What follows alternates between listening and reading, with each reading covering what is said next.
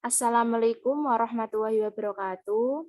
Saya Hikmatul Nadia Putri dari perwakilan kelompok 5 akan mempresentasikan hasil diskusi kami, yaitu patofisiologi dan asuhan keperawatan anak kejang.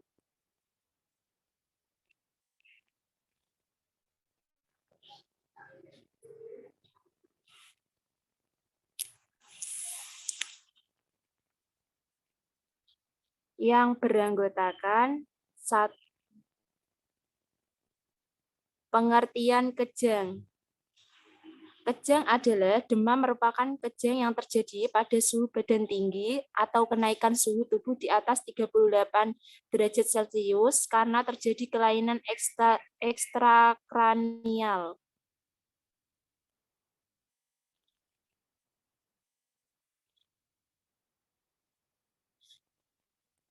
Etiologi. 1.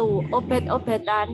2. Ketidakseimbangan kimiawi seperti hiperkalemia, hipoglikemia, asidosis, demam, patologis otak, dan eklamsi atau ibu yang mengalami hipertensi prenatal, toksimia gravidarum. 3. Selain penyebab kejang, demam menurut data Profil Kesehatan Indonesia 2012, yaitu didapatkan 10 penyakit yang sering rawat inap di rumah sakit, diantaranya adalah diare dan penyakit gastroenteritis, tiforoid, dan paratifoid. Penyulit kehamilan, dispepsia, hipertensi, esensial, cedera intrakranial, indeksi saluran pernafasan atas, dan pneumonia.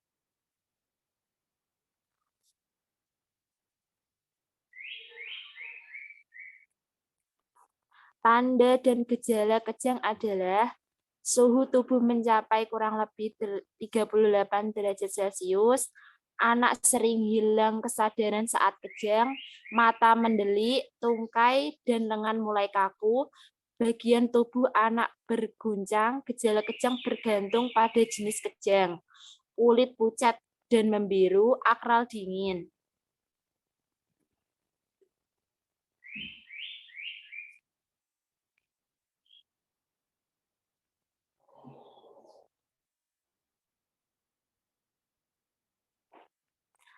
Patofisiologi kejang adalah sumber energi otak adalah glukosa yang melalui proses oksidasi dipecah menjadi CO2 dan air. Sel dikelilingi oleh membran yang terdiri dari permukaan dalam yaitu lipoid dan permukaan luar yaitu ionik. Dalam keadaan normal, membran sel neuron dapat dilalui dengan mudah ion kalium K3 dan sangat sulit dilalui oleh ion natrium Na+ dan elektrolit lainnya, kecuali ion klorida Cl kurang akibatnya konsentrasi ion K dalam sel neuron tinggi dan konsentrasi Na+ rendah, sedang di luar sel neuron terdapat keadaan sebaliknya. Karena perbedaan jenis dan konsentrasi ion di dalam dan di luar sel, maka terdapat perbedaan potensial membran yang disebut potensial membran dari neuron. Untuk menjaga keseimbangan potensial membran, diperlukan energi dan bantuan enzim Na ATP ase yang terdapat pada permukaan sel. Keseimbangan potensial membran ini dapat diubah oleh 1. Perubahan konsentrasi ion di ruang ekstraseluler, 2. Rangsangan yang datang mendadak, misalnya mekanisme kimiawi atau aliran listrik dan sekitarnya. 3. Perubahan patofisiologi dari membran sendiri karena penyakit atau keturunan.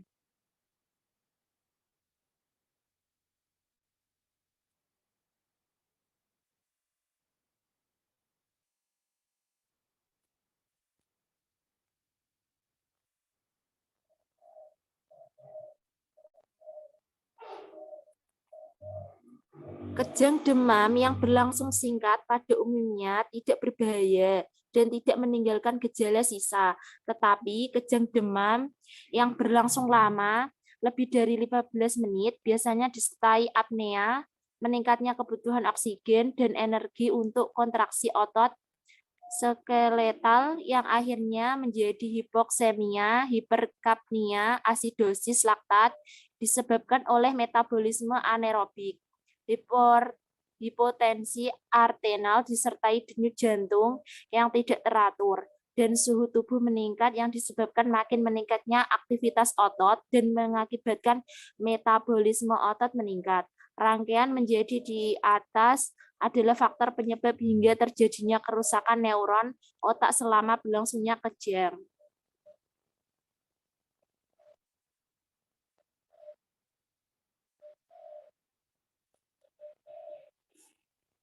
Ini adalah gambar pathway kejang ya, Kak.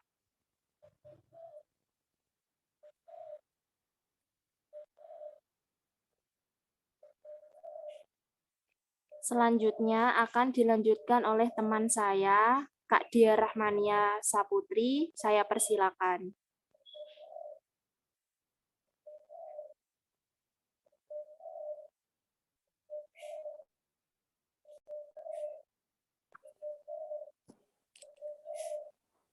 Pemeriksaan penunjang.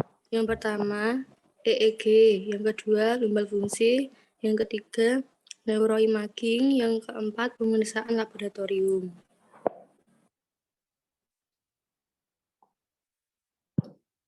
Penata laksanaan medis. Yang pertama, diazepam intravena. Yang kedua, pengobatan penunjang.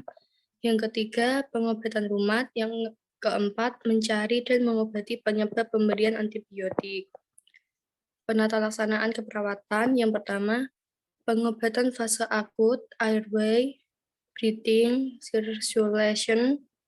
Yang kedua, pencegahan kejang berulang, diazepam intravena atau fenobarbital. Lanjut, diagnosa keperawatan. Hipotermia berhubungan dengan peningkatan laju metabolisme. Yang kedua, ketidakefektifan perfusi jaringan cerebral berhubungan dengan peningkatan sirkulasi otak. Yang ketiga, gangguan pertukaran gas berhubungan dengan ketidakseimbangan ventilasi perfusi. Dan keempat, ketidakefektifan perfusi jaringan perifer berhubungan dengan hipoksemia.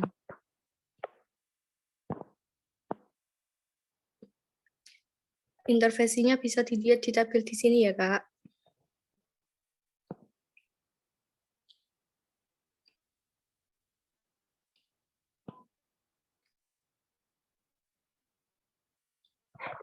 Dan ini tabel yang kedua. Dan ini yang ketiga.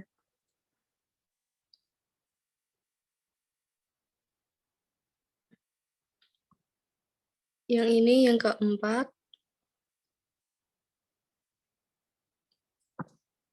Sekian dan terima kasih. Apakah ada pertanyaan?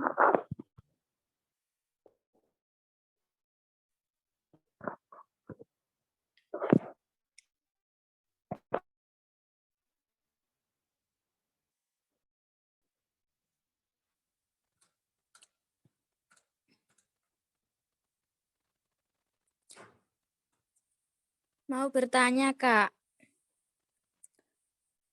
Apa perbedaan kejang dengan epilepsi? Terima kasih. Ya, saya akan menjawab pertanyaan dari IJ. Apa perbedaan kejang dan epilepsi? Jawabannya, kejang demam merupakan kejang yang dipicu oleh demam dan umumnya tidak menimbulkan dampak yang berbahaya. Sedangkan epilepsi merupakan kondisi yang lebih serius di mana kejang dapat terjadi secara berulang meski anak tidak mengalami demam. Apakah bisa dipahami? Bisa, terima kasih.